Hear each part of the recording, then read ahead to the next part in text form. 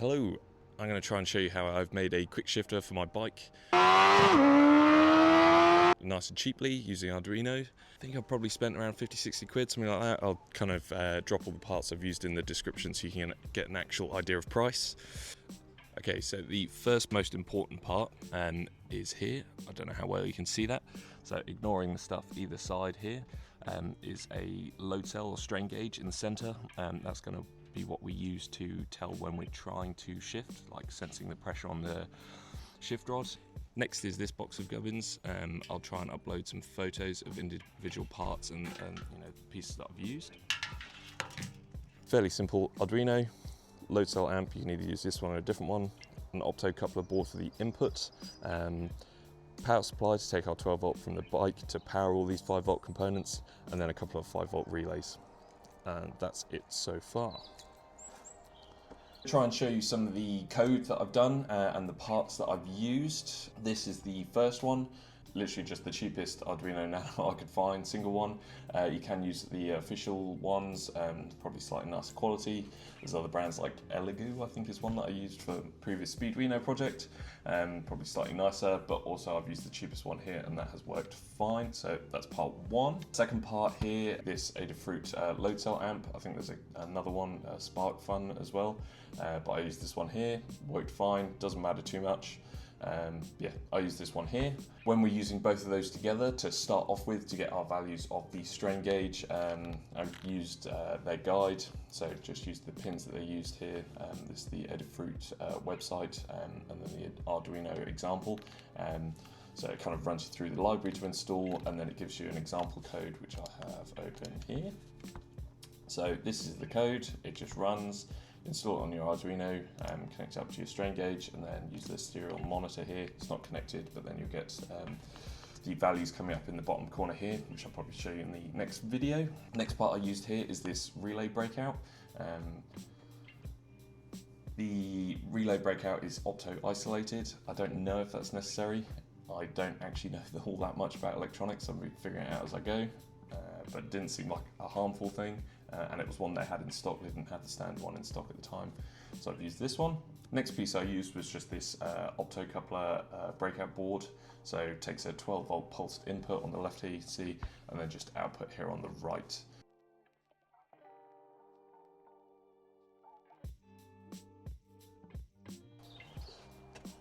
To start off with, I'm just going to take this load cell that I've created the right length rod for. I'm going to put it on the bike. I'm then going to upload a load cell only testing sketch and kind of get some input on the maximum values, kind of the values that it reads when trying to shift, and then I'll take those values and I'll put that into my final sketch so that it's only triggering once it reaches a value that you should be changing gear rather than gently brushing the shift lever. So I'm going to put that on to start off with. So if you're happy with where your shift lever is currently sitting, maybe make a note of the angle and measure the overall shift length. So when you remove, you can make sure it matches up with how it originally is. I'm going to reuse the nuts and the ball joints off of my original shift lever because I haven't ordered any others. But to make it easier, you might just want to buy a new one and then you can quickly swap over the two.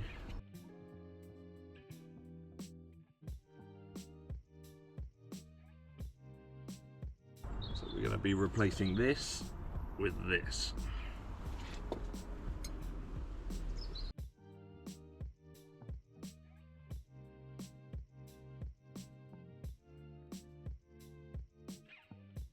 Cool, so our shift rod's in, got the wire facing up because I don't want it getting caught in the kickstand here. I'll probably have the wire sitting somewhere around like that, and then up and around. Something like that, just so it's not going to get caught in where the shifter is, and I'm not going to catch it with my boot, something like that. And as you can see, it still functions like normal.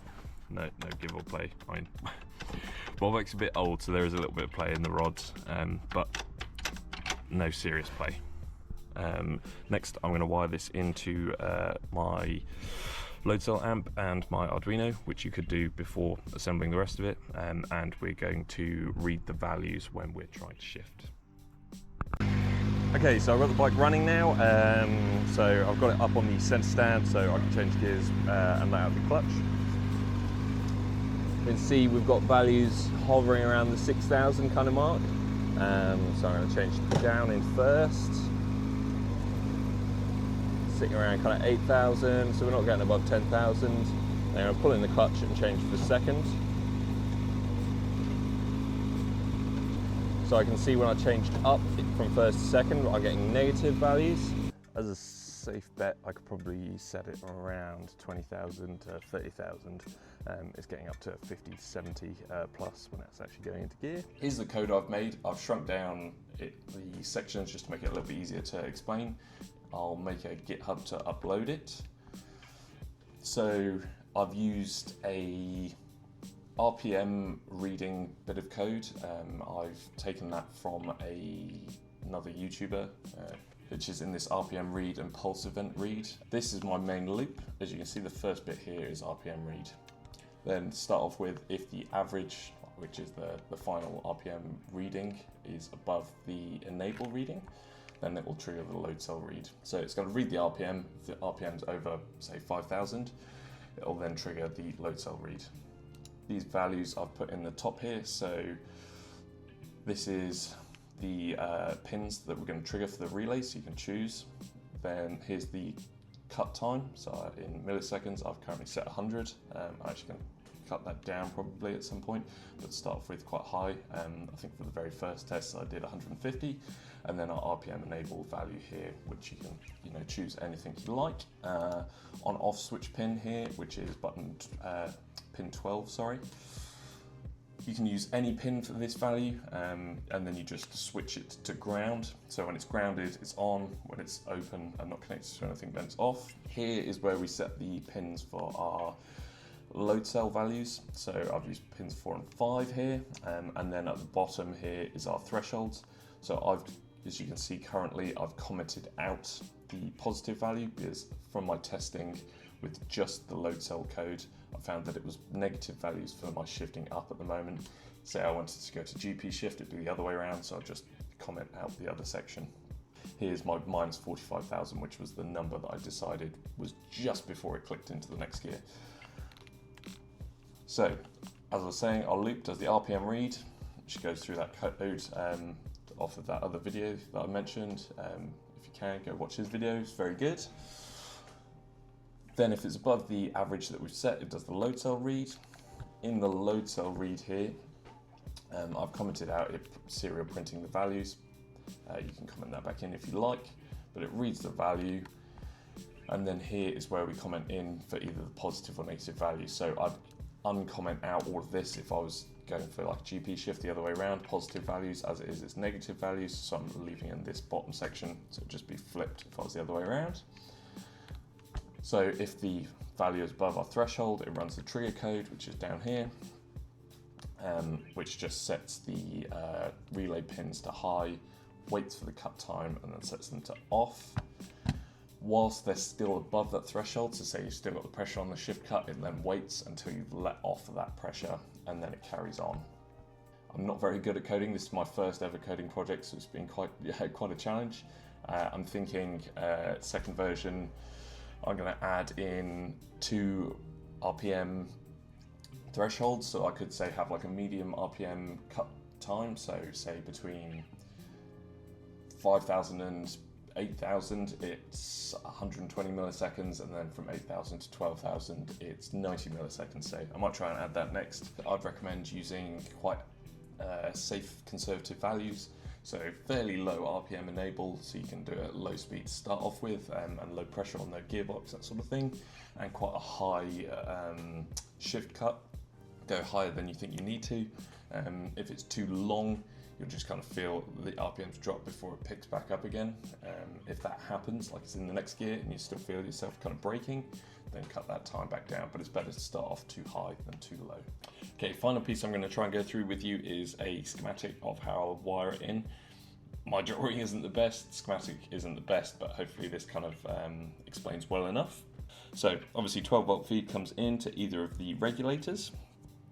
I've used one regulator to power the amp, the Arduino Nano, and the opto coupler. as well as the isolated kind of input side of the relay board. So it will have its own separate 5-volt supply. These green lines are just the data lines between them. So they're all powered, and then obviously there'll be extra lines coming off the amp to our load cell. Our separate regulator comes in and just powers the triggering side of the relay, so there's hopefully no backfeeding of like voltage spikes from the inductive load. I'm not sure. I know just enough to know that there might be an issue, but not enough to know whether that is an actual issue. The only slightly confusing bit about all of it is over here with the relays. So the common inputs, say, for our relay are just piggybacked off of the coil negatives. So just make sure you are on the coil negative and you're not using a CDI type ignition. So it's the old style bikes that use separate coils. They'll have a 12-volt constant power and then a negative that comes out into an igniter box. In the common is the piggyback of the coil negatives of those spay connectors. Then they're normally open, so the connection that gets closed when the relay fires is just going to a nice solid ground connection. The only other confusing bit about that is that the 12-volt power comes in, the positive power gets piggybacked and straight into the input side of the optocoupler, and then the negative from that optocoupler comes in and into our box on the common terminal.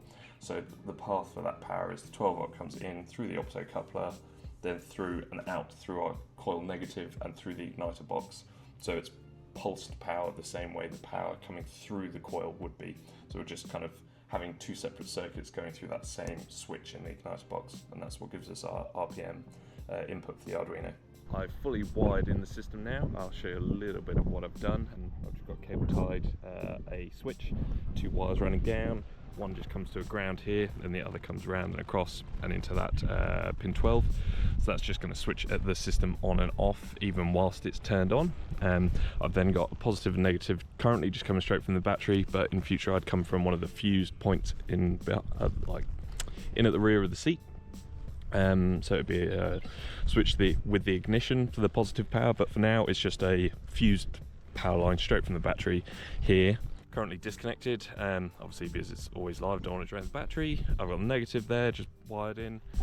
Our strain gauge comes out and then just snakes through, across underneath the carbs, and then to our strain gauge on the other side. Lastly, I've just got these 2 orange wires which are the normally open terminals of the relay, coming over just to a ground bolt here, which I'll probably change in the future. And I believe that is everything. To test that it's working as well, whilst the bike's switched on and everything, I'm going to hold the clutch in, shift all the way up to 6th, and then try and shift up into like an imaginary 7th, and then it should kind of cut and drop the RPMs just a little bit every time I try and go for that change. And if that works well, then we'll go for a drive.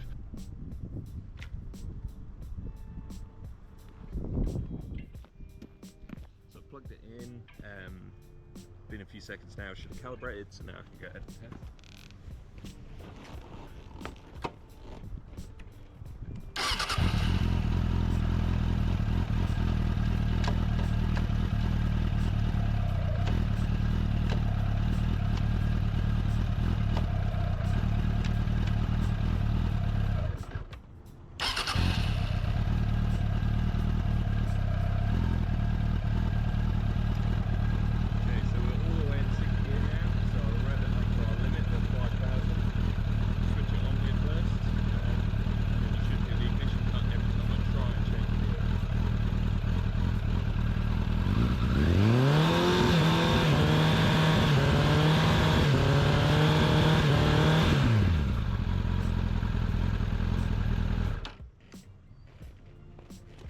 Success. So we'll go take it on the road now.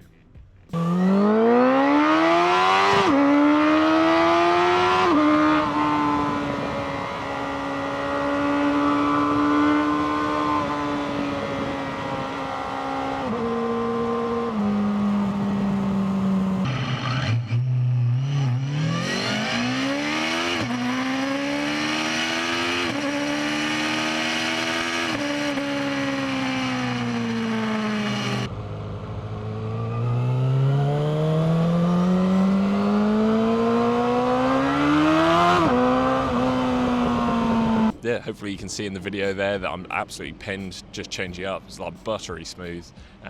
So yeah, works really well. Very happy. Feel free to try this at home. Works really well on older separate coil bikes. Yeah, worked really nice. I think I'll either leave the cut time where it is 100 milliseconds with the delay on the relays. I think that probably brings it down to like 90 or so milliseconds. And with the amount of shift pressure I've got, it's just bang on. So I might just leave it where it is. I'm pretty happy, particularly with an old bike like this. The extra time is probably just a little bit nicer on the gearbox. But if you have a nice, like, smooth gearbox, you probably cut those times down a little bit more. But yeah, feel free to copy this. Hope this works well for everyone else. Cheers, and yeah, big plans for version 2. Thank you for watching. Hopefully that was helpful. If you can subscribe and like the video, that would be appreciated. I'm going to be making a version 2 of this board if you want to hang around for that one instead, which will be PCB version, which will be a lot nicer, fast triggers, a couple extra features, that sort of thing. So I'll do a video on that, hopefully not too far off. I've kind of been designing it whilst figuring this one out, almost like proof of concept, so hopefully that's coming soon. Yeah, thanks for watching. Bye.